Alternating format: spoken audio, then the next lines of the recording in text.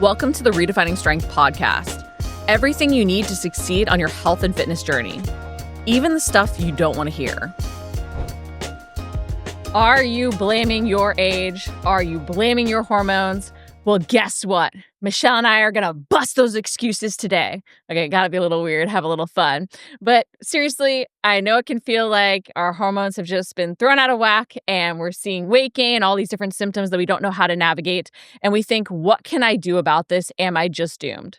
But you're not. And there's so much we can control in our diet to help us see fabulous results at any and every age. So thank you, Michelle, for joining me today. I know this is a topic that you are especially passionate about as well, so I'm excited to jump in with you. Yeah, thanks for having me. I always love talking about women's hormones health.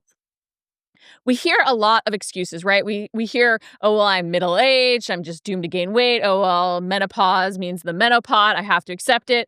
What do you say to that? I say throw it all away because it's just like you said, it's an excuse. There's some things that we tend to just accept as the new norm when we don't have to. And truthfully, it's easier to accept it as the norm versus actually changing to actually confront it and make it so it's not your normal. And that's really what I want to bust through is you can take your power back from this, but it does require some work on your end. And we don't like getting uncomfortable, and sometimes it's going to make you a little uncomfortable. And it's a thing of your body has changed, therefore other things in your lifestyle need to change. And it's where we see that disconnect. And I actually had a comment just today on Facebook about this but I haven't changed my diet. I haven't changed my workouts. Why am I gaining weight? And that's actually the problem. Our body, our needs, our goals, heck, sometimes even without hormonal shifts, our lifestyle has changed. And if other things don't evolve, including our diet and our workouts, we're going to have a system that's not matching where we're at right now. And then we're not going to see the results and progress forward that we really want. I love that. And that's honestly something I see that comment all the time is I'm not changing anything. So why is this happening to me? And 100%, it's because life is at stagnant. No matter how much we try, you can't stop your body from aging. It's going to happen. So if you can't stay stagnant in that moment, your diet can't stay stagnant. Your exercise state can't stay stagnant. You have to adjust and work with your body and stop trying to work against it. But one size doesn't fit all when we're making changes. And I think a lot of times we hear about the recommendations for a specific age, for a specific time of life. And so we jump right to doing those things. And then it doesn't fully fit. And then we feel even more broken. So because of that, I'd love for you to really dive into what's changing in our body at different times and what hormone fluctuations we might be seeing so that we can understand the impact and then determine what the right course of action is for us. Because our activity level, our lifestyle are going to impact things. And it's not just the hormones that completely dictate everything. So what's going on that we might have to navigate so that we can dive into then how to navigate it? Absolutely. So the first things first, and this one kind of, I want to say it almost like is in charge of everything else. Like it's the domino effect. It starts here and then other hormones kind of become affected. Your lifestyle needs to change. And it really comes to estrogen. I know you probably aren't surprised that we're going to talk about this because you hear about it so much when you are hitting perimenopause, menopause age, is estrogen does decline. That's natural. No matter what you do, you cannot stop that clock. Your estrogen levels are going to change. However, what this is actually affecting within your body is it is going to affect how you actually metabolize food. It's going to affect your muscle mass, how your capability of actually being able to gain muscle. And again, this isn't another excuse that I'm handing you where it's like, oh yeah, this is a harder time in your life where it's going to be harder to put on muscle. No, it's just different. You just have to make sure you're providing your body with the right nutrients. We're doing the right workouts to combat that the estrogen is a little bit lower and it is going to affect that muscle mass. Those are going to be the key things first. And I will be honest, so often I see people just being like, oh, estrogen's low. I need to do XYZ. Like you were saying, like, I have to get on the HRT. That's going to be the number one thing. And that's not bad. It's an option. It's something that you can pursue. But something that I really, if this is the only thing you walk away from, this is what I hope it is no matter what you are doing, even if you get some hormone testing done, no matter what that test is, you have to continue to reevaluate and you can't fall victim to a rigid result. And I say this because if you are actively trying to improve your diet, trying to improve your workout, putting on that muscle, that is going to affect those results in a positive way. So we want to make sure that we aren't getting stuck in, oh, well, this is what my test said a year ago or 6 months ago. If you are actively trying to improve, those levels are going to change. I just had a client who has had RMR testing done to see what it was. And within the program, she actually found that because she is regularly testing, she found that it increased by 200 calories. And she's like, what happened? It like went up. And I was like, well, yeah, because you're putting on muscle, you're improving your metabolism, you're doing all these things. And so you are going to see some changes at a hormonal level as well. And I want to equate this because I think when we're talking about these things, we want to understand what's going on, not to place blame, but to allow us to make accurate adjustments. And I want to use this example because I don't think we often think of it this way. We do. We just say, well, I have to write myself self off because of this. But estrogen levels changing means that other things in our diet and our workouts need to evolve so that we can still put on muscle because it is still possible. Yet, going back to the muscle building thing, we don't really hear people just blaming, oh, well, I'm an experienced exerciser, so I can't put on muscle as easily, so I'm just doomed to be stuck never putting on muscle. But actually, the more advanced you are, the longer you've been training, the harder it does become to build muscle because you've adapted to more training stimulus. Yet we rarely actually just like blame that and write ourselves off. We say, oh no, I can push harder, I can do these other things, right? We almost see it as more incentive to do more. And so I would say when you do all these different things, it's owning the reality to address it to move forward. Because knowing that it is harder to building muscle, that you actually are potentially using protein 40% less efficiently as you get older, even, you just increase protein. Knowing that as an advanced exerciser that you've adapted to more training stimulus, you find new training stimuli to use to help you improve your results. So it's owning your reality and even understanding that what once was could shift. And that means that you have to continually adjust and adapt even more. But it's all opportunity. It's not placing blame and writing yourself off. Yes, yeah, and that is so key because it is so important that we are making those little adjustments. You are your unique self, and you are going to be the one that's going to help drive that forward. And you can't I feel like the biggest disservice we can do is just allow ourselves to be placed in a box. And with seeing these hormonal shifts, we can think, oh, well, my metabolism is now more sluggish. I need to eat less. But we wouldn't generally recommend that. And as you even brought up with your client, when she learned to fuel properly, could build more muscle, she increased her metabolic health, and her caloric demands actually went up. So it is a weird thing of we think dieting means deficit means eating less, but that could backfire during this phase where we see these hormonal changes. Yes, and that is often because and I'm going to say, like, the science is still there, calories in versus calories out, yes, but the problem is there's so much nuance to that. So even this client that, like, still is having great results, we're increasing calories, she's doing that, and she's still technically in a deficit. We just have in our mind that, again, we have that rigidity issue where it's like, "Oh, well, last time I was losing weight in my 20s, I ate this many calories, so I need to go back to that." And you're not taking into account, okay, but you're also putting on muscle mass. Do you still have the same muscle mass as you did in your 20s? Have you improved it a lot? I see a lot of women in our program improving that muscle mass, and they have more muscle than they have, in their 40s and 50s than they even did in their 20s. And that's despite it supposedly getting harder to do so, but it's owning your reality. And with that, with seeing estrogen levels decrease, what can we do or what other dominoes might we need to address that might be hit by that falling over? And then what can we do from a nutritional standpoint to help ourselves own where we're at to move forward?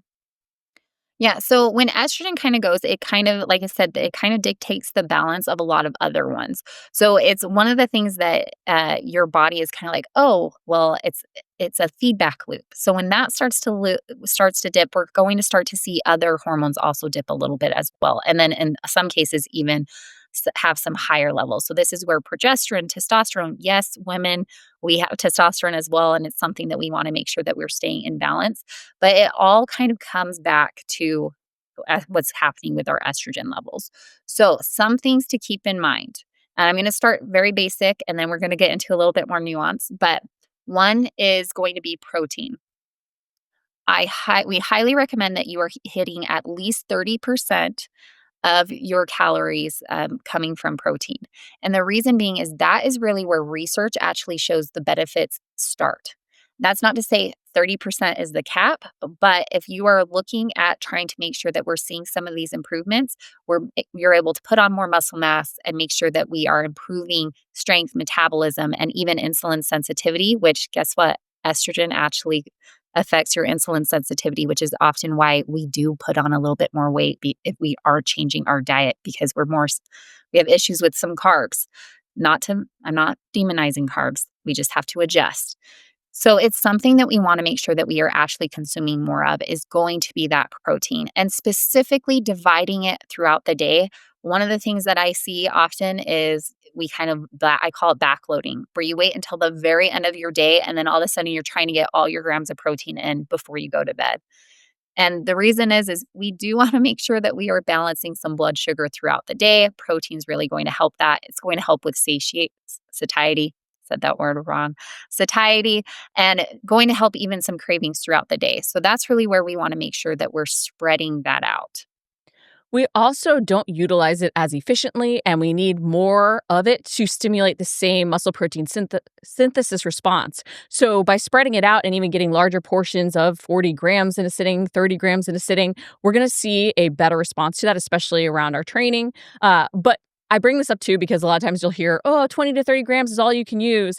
Guys, these are done on like supplement studies, first off. And also, that's what goes to muscle protein synthesis alone. And protein isn't just involved in building muscle, it is important for so many other processes, which I can let Michelle touch on. But on top of that, we have to recognize that our goals really dictate what we need. 30% is sort of that magical starting point where you can really see great results, whether you're building muscle or trying to lose fat. But especially in a deficit, you need a little bit more protein because you not only will help improve the thermic effect to burn more calories so that you're seeing better fat loss results, but also protect your lean muscle because you'll always have those amino acids readily available to repair the muscle tissue. And you're deficient technically in enough calories to really do so as efficiently. So you need that extra protein. Versus in a muscle gaining phase, yeah, you might be closer to that 30% where you were at 40% for the fat loss phase, right? Different goals will dictate different amounts, but it's understanding when it's even important to increase further for other reasons outside of just that muscle building. Like protein is oddly a really good weight loss tool because it is so filling, because it does protect that lean muscle, and because it puts us at less risk for putting on fat. Like they've done studies where carbs have been higher, fat has been higher, but ultimately what really leads to the best results is always protein being higher.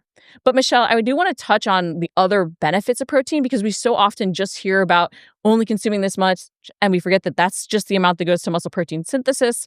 And especially as we're going through menopause, like it is important to get protein for so many other things.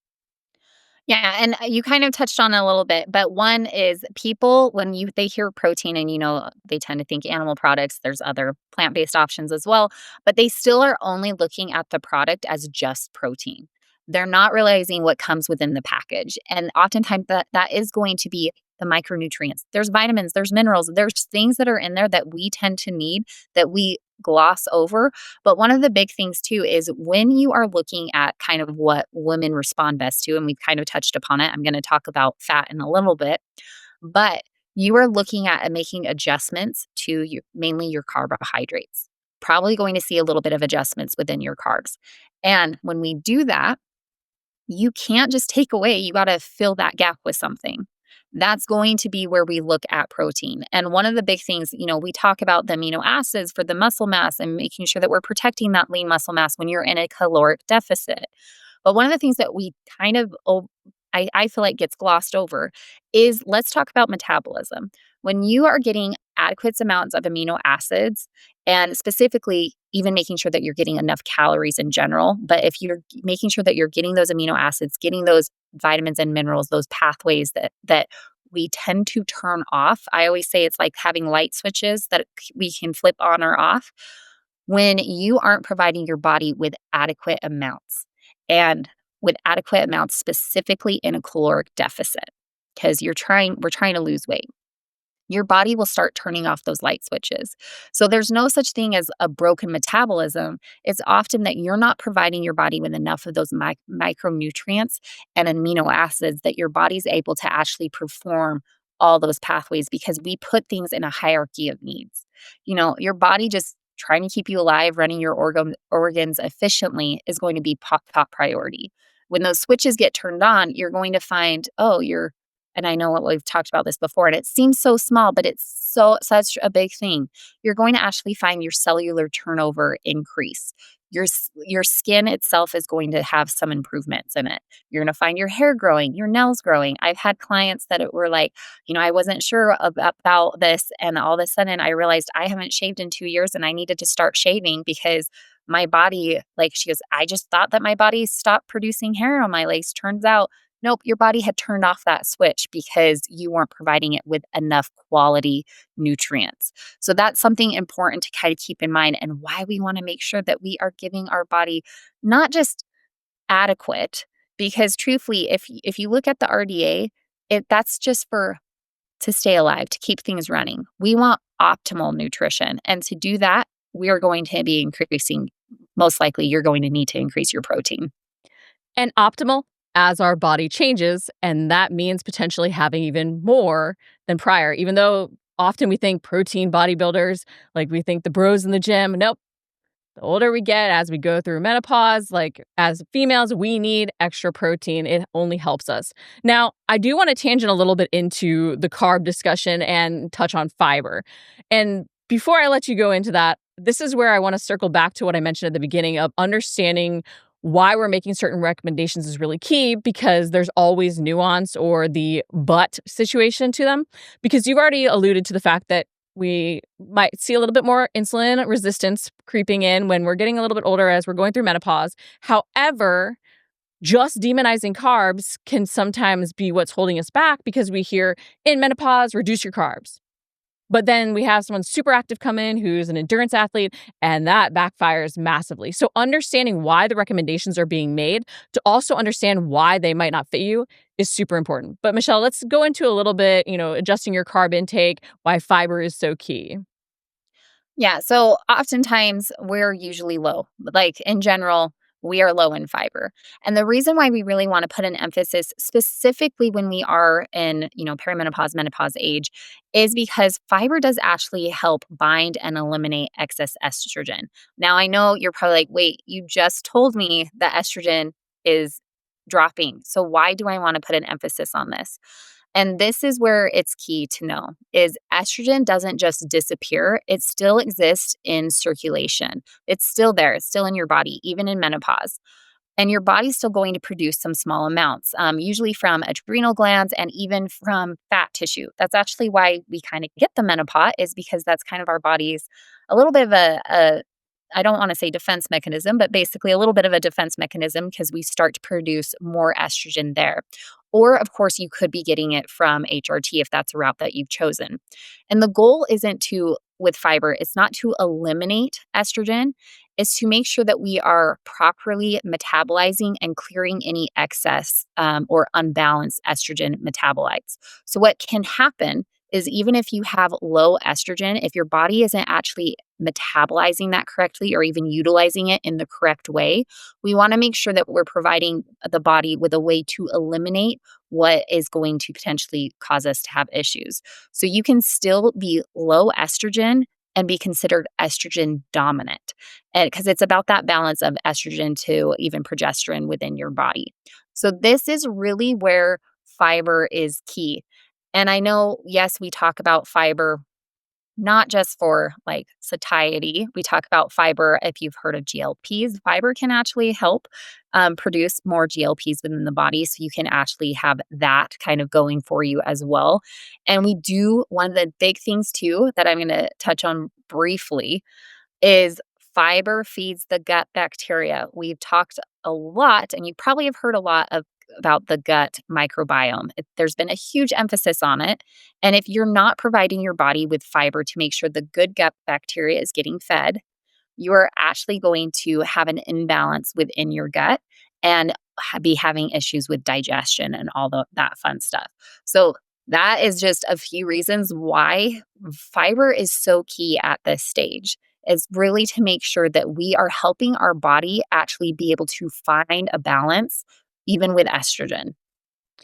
And fiber is magical for our health, and a lot of times that's what we even think about fiber for, gut health, overall health, but it really is essential for faster fat loss too.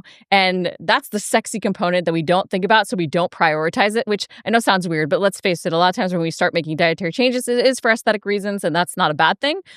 But these can also pay off our health, but we have to own how much fiber is involved in that fat loss process and really important. And part of that too is even the balance of blood sugars, which we really need to focus on even more as we see these hormonal shifts. Yeah, and I'm going to steal a saying from one of our coaches, but you can eat your carbs naked, but don't eat a naked carb. So again, we're not demonizing carbs. Carbs are needed. Carbs often, if you're choosing you know, a different one, oftentimes you're going to have that fiber package be part of it. But we do want to make sure that we are doing that so that our body is also not having these huge spikes and drops with insulin itself. So it's natural to have rises and dips with our blood sugar. We want that, but we don't want to have these huge spikes and these huge drops. We would like to keep it more steady throughout the day. And with talking about fiber and protein, there's another component that I know is very near and dear to your heart: hydration. How important is adjusting our hydration, which we know the answer, very important, but can you talk a little bit about the importance of hydration and not only how it helps with that hormonal balance, with everything in terms of fat loss, because it's very important for fat loss as well, even though for some reason this very simple habit is very hard for a lot of us, myself included at times. But it's, I feel like, one of your favorite subjects, Michelle. It is my favorite subject because it's one of the cheaper, one of the easier ones to do. And no one, I'll be honest, hardly anyone that I coach or kind of chat with is probably coming to me drinking enough. And the reason, like I always say, like it wouldn't be a chat with me if I didn't say something about water. So it's going to impact your thermoregulation, how your body's actually able to break down and digest foods. It is a huge part of your hunger cues. Oftentimes, as we age, our thirst signals go down, and we actually misinterpret hunger cues for when we're thirsty. The other reason is you mentioned is fat loss, the role it has in fat loss. So, for your body to go through the process of lipolysis, of actually breaking down those fat cells, it has to start with lipolysis, where the water is required to actually start that process of breaking it down. If you are not providing your body with not with enough water, now again, I'm staying away from adequate. We're talking optimal water, optimal hydration levels. Your body isn't going to prioritize that process. So we want to make sure that you are getting enough water. So we've probably always have heard, the saying of drink, 6 to 8 glasses of water a day or half your body weight in ounces. That is typically just making sure you have adequate water. We're looking at optimal. I tend to recommend that we are looking more at 70% of your body weight in ounces of water. And the reason is one, because we are doing optimal protein levels. And when you do that, that means your carbohydrates are naturally going to typically be decreased, and carbs hold on to water. So you're going to be a little bit more inclined to be a slightly more dehydrated because of that. But we also want to make sure that we are providing the body with more water, because as estrogen declines, estrogen also circulates the body and kind of acts like a sponge. So I've had some women that are like, I had zero menopause symptoms except I had to start taking eye drops, or, my knees are starting to hurt.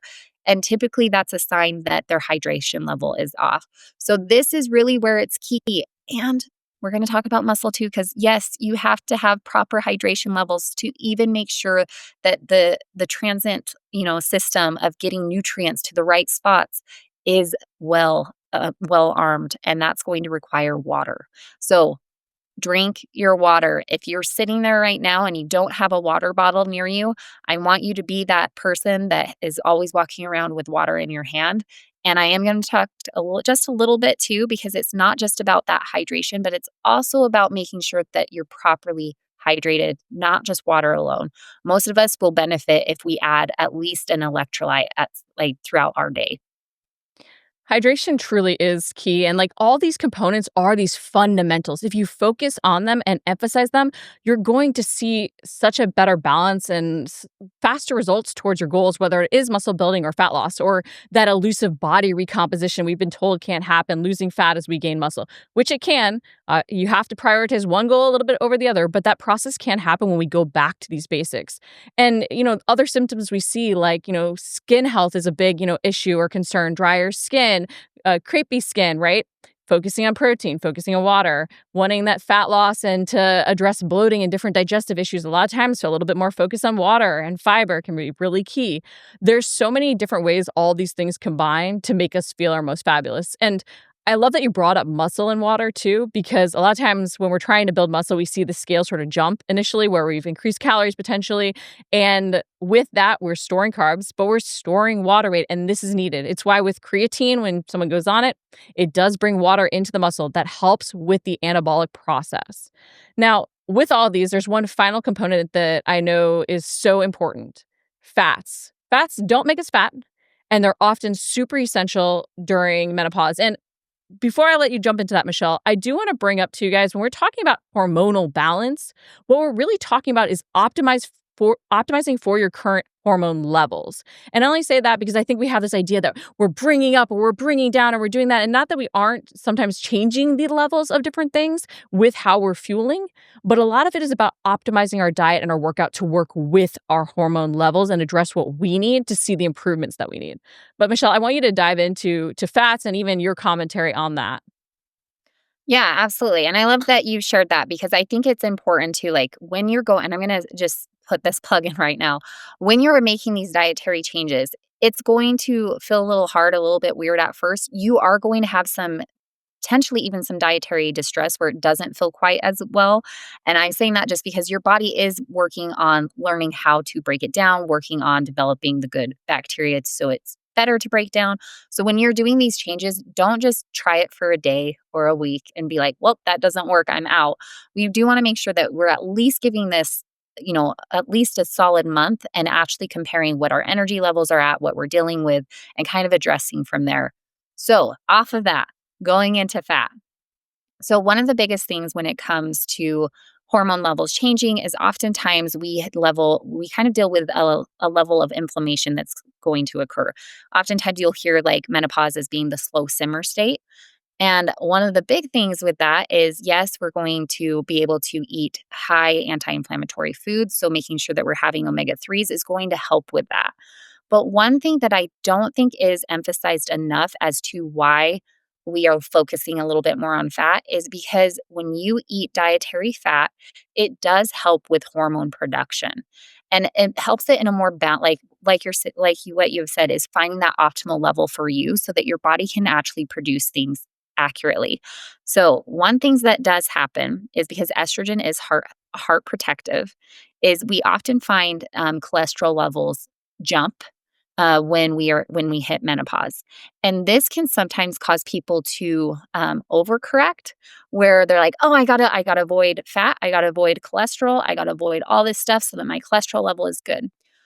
Your sex hormones are actually produced by cholesterol. So it's still something that your body requires. I've seen some people take it way too low and have kind of worsened their response and their symptoms because their cholesterol was too low. So the recommended level is really about 300 milligrams of cholesterol. And that's really just to make sure that we are being able to actually create and produce those hormone levels. So we're really looking at those healthy dietary fats, omega 3s, monosaturated fats, saturated fats. So we're looking at, the olive oils, the nuts, the seeds, the fatty fish. That's really what we want to make sure that we are focusing on so we can maintain optimal hormone production.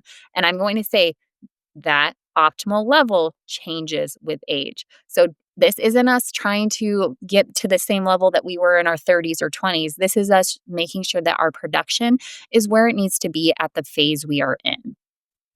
And it's also remembering that fats have benefit in terms of our nutrient absorption from other foods. I think we forget about that and we start to just see like foods or macros in only one way or as only one benefit. And we're like, well, then I'm getting enough because I'm doing X. And if we're eating a lot of, vegetables, making sure that we're getting fats with them and healthy fats, not only are we getting the healthy fats alone that really help, but they're making other things more valuable. Everything really is so interconnected. And I don't bring that up to make you feel like you have to do everything at once, but also to recognize where maybe one area is lacking and that could be impacting the benefit you're seeing from something else if you feel like another change isn't fully paying off. Yeah, and I think that's huge too because I mean, I think we know that bone health is important. We talk about bone health, we talk about getting in that calcium, but if you're not eating enough fat, you're not getting enough, your body is not able to absorb as much vitamin K and vitamin D, and those two vitamins also decline like our ability to absorb and produce sorry, not produce, our ability to absorb does decline when we age. And so we want to make sure that we're getting adequate fat because that is what's required to actually be able to absorb those. And you need vitamin K. I know you probably pieced it together, but you do need vitamin K and vitamin D along with calcium to actually be able to improve your bone health and bone density. So we've touched on fats, we've touched on hydration, we've touched on fiber, we've touched on protein and the importance of all these things and adding them in to some extent. And we really do like that nutrition by addition, focusing on controlling what we can control in a positive direction to feel really full and fueled.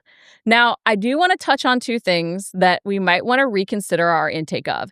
And I bring this up as a person who consumes both, probably wants to consume both for the rest of her life, but also wants to understand the impact of everything I do so that I can weigh the cost and reward. Because for me, one of these things, well, I'll give a little hint, alcohol. I'm a craft cocktail girl, but there are phases of the year where I'm driving towards a specific goal and I might not include it knowing it is detrimental to that goal. And then in another time of year, I'm like, this fits this balance. So choosing to include or not include with understanding the cost and reward of these things is really key, but also understanding the changing impact they might have. So, Michelle, two things we might want to at least understand more of the cost of when we're seeing our hormone levels change. Yeah, so that's going to be caffeine and alcohol. And this is really and again, I like that you're saying this. It's the balance, right? There's going to be times where you are going to be like, yeah, this is worth it to me. And that's completely fine, but it is just owning that choice. So when it comes to alcohol in particular, oftentimes, we just kind of change in how we're able to metabolize it. And hormones do affect that. So you probably have heard like, oh, if you drink alcohol, like it can slow your body's ability to build muscle or lose fat. At the end of the day, alcohol is something that your body is going to prioritize to get out and remove from your body. And you know how we've talked about your body has a hierarchy of needs and a focus. That is one that it will focus and prioritize. I'm not saying that you can't drink alcohol and lose fat and gain muscle, but I am going to tell you your body is going to prioritize the removal of that from your body first and foremost. So if you're someone that's drinking a lot and very consistently and not seeing results, it may be something that you want to start removing and seeing if that is actually going to help you move forward faster. Now, oh, go ahead. Oh, no, I was just going to say, like, sometimes we don't understand how much things are linked. And if you think about menopause being the low simmer state, the slow simmer state, where you see that chronic inflammation, and then you're adding in another inflammatory thing on top of the fact that it might make you feel like you're sleeping well, but trust me, it is not improving the quality of your sleep. And if you're feeling tired the next day, reaching for that caffeine, which we'll talk about shortly, not feeling energized, you're creating this bad cycle and you might not realize that it's linked to this one thing. And maybe just by cutting it out most nights and having it only on the Friday night, that fixes enough for you, right? Like it's not that you have to do one straight elimination. Or maybe if you are like, I want fat loss and I want it yesterday, you do cut it out for a little bit, knowing you'll add it back in during your maintenance phase. But it is really looking at what are the struggles that you're having. And if you're controlling a lot of good things, where might there be something that you don't realize the impact of because of how your body has evolved? I love that you touched on sleep. Yes. I so often will hear like, I end my evening with a glass of wine because that's what helps relax me. That's what helps me go to sleep. So the problem though is oftentimes alcohol it can help relax you and can help you fall asleep. The problem is it actually affects your deep REM. Now, when we are in menopause, that is something that actually is a little bit harder for us to have is good quality deep REM. So it's something, like you said, to be aware of. If you are being like, oh, like I just need this to be able to sleep, you may not realize that you're putting yourself in a negative feedback where you're using that glass of wine to relax you to fall asleep, but you're not getting good quality sleep. And so you are relying on the caffeine and the extra coffee, at the end of your day to get through your workday. And then you're building yourself up to a state where now you have had this caffeine and now you need to relax yourself again. So you can get on this, negative circle and need to kind of jump ship. And this is just one way that we can kind of make sure that we are doing that is play around with it and see what that level is for you. See what that balance is for you. What's worth it? But it's also recognizing that what used to work might not now work, and that it's going to not feel good in the process of getting off this spiral, so to speak. You're gonna feel low energy, you're gonna feel a little cranky. That doesn't mean it's not working. It means that it probably is something you need even more. Now, jumping into caffeine, and I wanna start this off by saying I have in the past, for fat loss phases, done coffee black in the morning before my workout. There's a lot of now pushback against that with cortisol levels and different things like that. And my answer is always that's what worked for me in that phase to have the energy I needed, to find the balance I needed, just for the routine that I needed and wanted, and how I like to break up my macros. However, I would not necessarily recommend that for a lot of different clients or for a client in menopause. And I think it's understanding that that doesn't mean it was wrong. And honestly, I don't do it as often now for a lot of my fat loss phases, or I definitely don't do it during a muscle building phase. But it's understanding the nuance of things and how we can meet ourselves where we're at to find something sustainable for our lifestyle. But I do want to talk about caffeine because I think it is both beneficial for fat burning, but can also be detrimental with the hormonal shifts. Yes, and that's key too. Is caffeine, unlike other things, there are benefits to certain levels. So starting your day or even, before if you work out in the morning and you're using that black coffee as kind of a little bit of a pre-workout isn't necessarily a negative thing. Where we can get into trouble is if you are someone that has, high stress levels, you're seeing the menopause, you've done some testing, your cortisol is super high. That is something, if you are starting your day with caffeine alone and you're not eating, this is in combination with food, you aren't allowing that cortisol level to kind of come back down. So, what happens is our body's natural rhythm, and I know this is kind of exact and everyone's a little bit different, but they find that we tend to have spikes in our cortisol, usually between 6 to 8 in the morning. So, if you're someone that is drinking caffeine and you are working out and you're not consuming any calories or any protein in the morning, even after that workout, you're setting yourself up where you are getting higher and higher levels of cortisol, and you're not allowing your body the things that it actually requires to bring it back down. So that's where people can kind of get in trouble with caffeine specifically in the morning. Now, what I see is when we are having it later in the day, is when we are hitting, and this is where it even goes back to hydration and electrolytes. So, oftentimes I'll find people feeling fatigued. And when they're feeling fatigued, they're feeling tired, they're like, oh, I need that extra cup of coffee or maybe an energy drink to get through the workday or to get through whatever, their day has it's thrown at them. Now, the problem with that is it does take our body a while to actually metabolize caffeine. Women's sleep is so affected by our hormone levels when we're going through the shift of hormones that it can negatively affect, again, that deep REM. So that's really what we're protecting. And it can take up to 6 hours to actually be able to metabolize and remove caffeine. So even if you had that cup of coffee or that extra energy drink in the afternoon to get through the day, if you're hoping to go to bed, at 8, 9 o'clock, to try and get I know that's early for some people, but if you're trying to get to bed at a decent time and get good quality sleep, your body may still be trying to process that.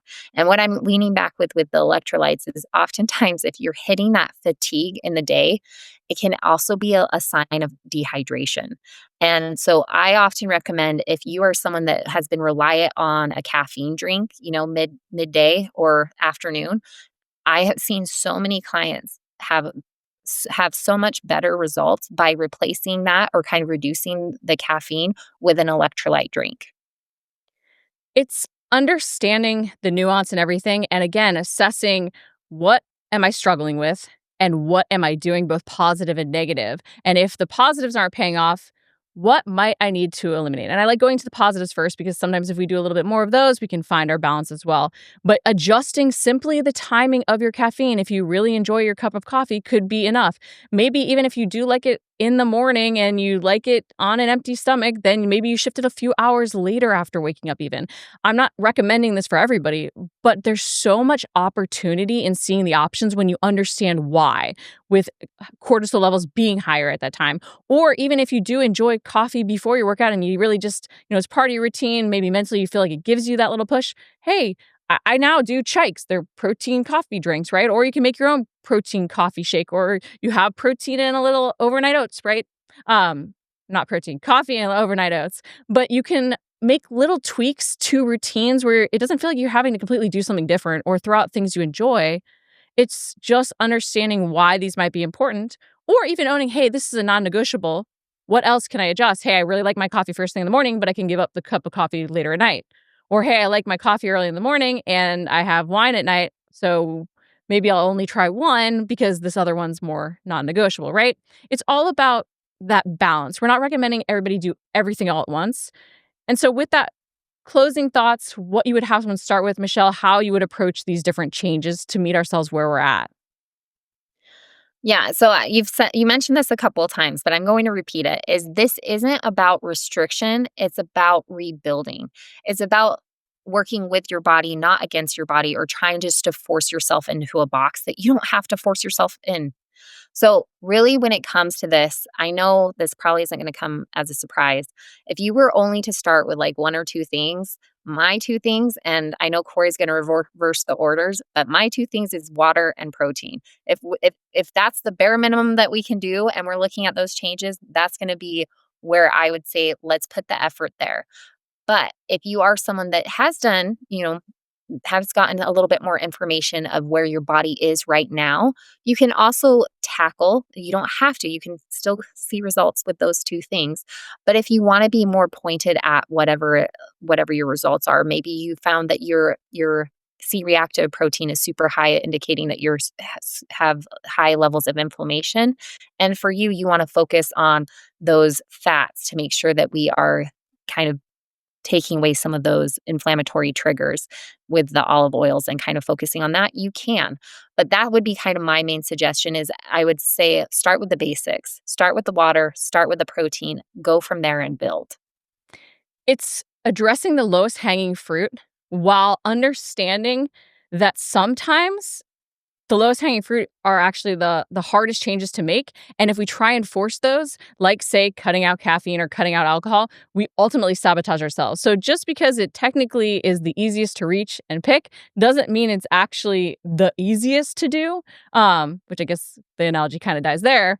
But just really think about what will have a big impact, but might also feel so silly simple you could start it today, because that's going to lead to you wanting to do more, to seeing those results snowball because you'll be able to build off of it. So just because something seems like it would have a big impact or be in theory easy to do because it's just cutting out X, doesn't always mean it is easy, because you have that mental resistance, you feel that restriction, it doesn't feel like a choice. So really address not only the importance to you, to your health, but also what's a change that seems really doable. Michelle, any other thoughts? No, honestly, I would just say, like you said, I'm just going to reiterate, just start with whatever the lowest hanging fruit for you is, not what someone else is going to say. I know I said water and protein, but really what it is going to be that you can work into your lifestyle.